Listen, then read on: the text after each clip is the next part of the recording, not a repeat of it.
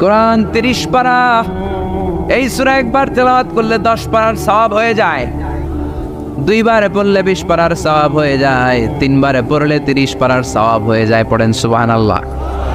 1/3 এই পুরো কিতাবের 1/3, 1/3 অফ দ্য বুক, সুলুসুল কোরআন।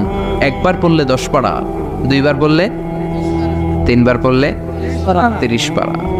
অনেক মুহাদ্দিসিন এবং মুফাসসিরিনরা বলে না, সুলুসুল কোরআন 1/3 অফ দ্য বুক দিয়ে বিশ্বনবী এটা বুঝায় নাই। বিশ্বনবী বুঝিয়েছে অন্য একটা জিনিস। সেটা কি?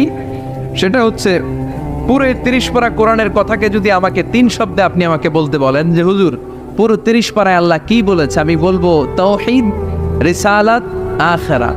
এই 3টা কথা পুরো 30 পারা কোরআনের ভেতরে আল্লাহ তাআলা আমাদেরকে বলেছেন। তাই কোরআনের যে সূরারই তাফসীর আমি করি না কেন, সেখানে হয় তাওহীদ, নয় রিসালাত, নয় আখিরাতের কথা সেখানে আছে না নাই? এজন্য পুরো কোরআনের শিক্ষাটাকে প্রেসাইজ করলে, কনসাইজ করলে 3টা শব্দ দাঁড়ায়, তাওহীদ, রিসালাত, আখিরাত। যেহেতু সূরাতুল ইখলাসের ভেতরে তাওহীদের কথা আছে, তার মানে 3 ভাগের 1 ভাগ কথা আছে না নাই? সুবহানাল্লাহ পড়েন। সুলুসুল কোরআন 1/3 অফ দ্য বুক। একবার পড়লে 10 পারা, 2 বার পড়লে 20 পারা, 3 বার পড়লে পুরো কোরআনের খতম। কিংবা যে 3টা মেসেজ আল্লাহ দিতে চেয়েছেন পুরো কোরআন দিয়ে, তার একটা এই সূরার ভেতরে আছে না নাই? চিল্লায় বলেন। আবার বিশ্বনবী মদিনাতে হিজরতের আগে কোবা পল্লীতে মসজিদ বানালেন, মসজিদে কোবা। হজ করতে গেলে, উমরা করতে গেলে লোকজন এই মসজিদটাতে বড্ড ভিড় করে। কারণ বিশ্বনবী প্রতি শনিবার, প্রতিদিন, প্রতি সপ্তাহের শনিবার এই মসজিদে যেতেন। কি বার? কথা বলেন। এজন্য মদিনাতে গেলে শনিবারে জিয়ারাত করা সুন্নাত। শনিবারে, প্রতি শনিবারে বিশ্বনবী মসজিদে নববী থেকে হেঁটে হেঁটে হেঁটে হেঁটে এই মসজিদে কোবায় যেতেন। এবং বিষ্ণু বলেছেন যারা ঘর থেকে ওযু করে এই মসজিদে কোবায় যে 2 রাকাত নামাজ পড়বে, একটা কবুল উমরা হজের সওয়াব আল্লাহ তার আমলনামায় দিয়ে দিবে। এই মসজিদে, কোবা মসজিদের জন্য বিশ্বনবী একজন ইমাম নির্ধারণ করলেন। ইমাম সাহেবকে বললেন যাও তুমি নামাজ পড়াও। বিশ্বনবীর অ্যাপয়েন্ট দেয়া ইমাম সাহেব কোবা পল্লীতে যে নামাজ পড়ানো শুরু করলেন। কিন্তু সমস্যা বেড়ে গেল। তিনি মাগরিবের নামাজ, এশার নামাজ আর ফজরের নামাজ, মানে যেই নামাজে আওয়াজ করে কেরাত পড়তে হয়, কয় নামাজে আওয়াজ করে কেরাত? কথা বলেন। কি কি? মাগরিব, এশা, ফজর। এই ইমাম সাহেব ইমামতির চান্স পেয়ে প্রতি রাকাতের নামাজে সূরা ফাতিহা পড়ার পরই সূরা ইখলাস দিয়ে নামাজ শুরু করে, তারপরে আরেকটা সূরা পড়ে। আবার দ্বিতীয় রাকাতে সূরাতুল ফাতিহা পড়ে, আবার সূরা ইখলাস। ফজরের সময়ও সূরা ইখলাস, এশার সময়ও সূরা ইখলাস, মাগরিবের সময়ও এই সূরা। মুসল্লিরা সব খেপে গিয়েছে। সবাই বলে ও ইমাম সাহেব ঘটনা কি? খালি কুল হুয়াল্লাহ পড়েন গে, আর সূরা নাই আপনার? খালি কুল হুয়াল্লাহ পাইছেন নাকি? না গাইস, জামে মসজিদের ইমাম সাহেব মাগরিবের প্রথম রাকাতেও সূরাতুল ইখলাস, দ্বিতীয় রাকাতেও ইখলাস।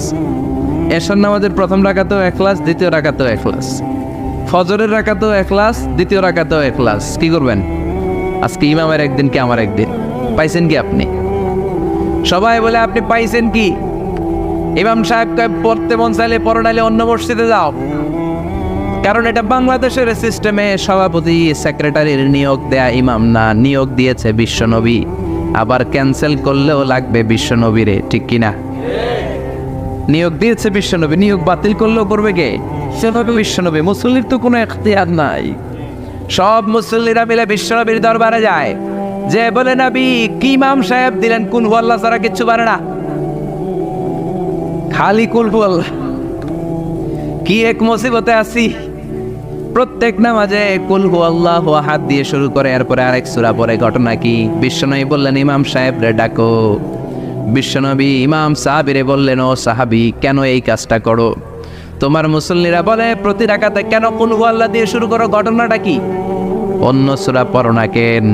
সাহাবী বলে নবী গো, এই সূরাটারে আমি বড্ড বেশি ভালোবাসি, কারণ ফিহি সিফাতুর রহমান, এই সূরার ভেতরে আমার আল্লাহর পরিচয় আছে গো নবী।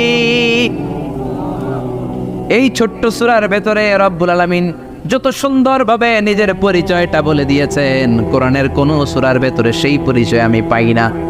তাই এই সূরাটা দিয়ে প্রতি রাকাতে নামাজ শুরু না পড়লে আমার কলিজা ঠান্ডা হয় না গো নবী। বিশ্বনবী বললেন, ঠিক আছে, চেঞ্জ করার দরকার নাই, তুই প্রতি রাকাতেই কুল হুয়াল্লাহ পড়বি। সুবহানাল্লাহ পড়েন। প্রতি রাকাতেই তুমি সূরাতুল ইখলাস পড়বা, ইমামতি বাতিল হবে না। তবে জেনে রেখো, এই সূরার প্রতি ভালোবাসা কিয়ামতের দিন তোমার জান্নাতে পাঠায়া দিবে। এই সূরার ভালোবাসার কারণে জাহান্নামের আগুন তোমার জন্য হারাম করে দিয়েছে কে? এজন্য সূরাতুল ইখলাস বেশি বেশি তেলাওয়াতের দরকার আছে না নাই? কথা বলেন। আজকে থেকে বেশি বেশি সূরাতুল ইখলাস তেলাওয়াত করবেন তো? সবাই রাজি আছেন তো?